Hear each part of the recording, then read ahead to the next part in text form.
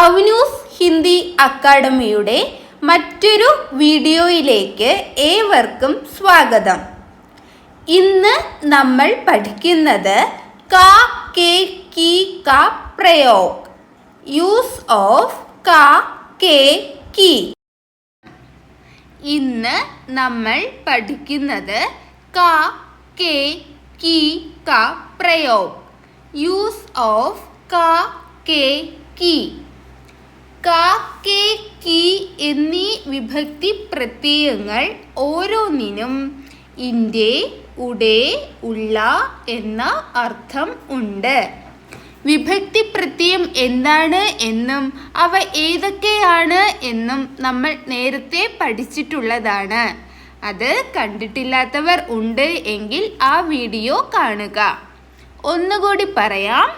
കാ കെ കി എന്നീ വിഭക്തി പ്രത്യയങ്ങൾ ഓരോന്നിനും ഇന്റെ, ഉടെ, ഉള്ള എന്ന അർത്ഥം ഉണ്ട്. രണ്ട് നാമപദങ്ങളിൽ വലതുവശത്ത് വരുന്ന നാമത്തിൻ്റെ ലിംഗം, വചനം എന്നിവ അനുസരിച്ച് ഇവയിൽ അനുയോജ്യമായത് ചേർക്കണം. ലിംഗ് എന്താണ് എന്നും വചൻ എന്താണ് എന്നും വളരെ വിശദമായി നമ്മൾ നേരത്തെ പഠിച്ചിട്ടുള്ളതാണ്. എന്താണ്?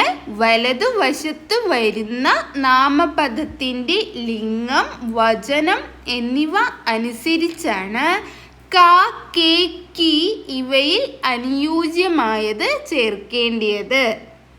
കാ പുല്ലിംഗ ഏകവചന ശബ്ദങ്ങളുടെ മുൻപിലും, ഏകവചനം എന്താണ്? സിംഗുലർ അല്ലേ?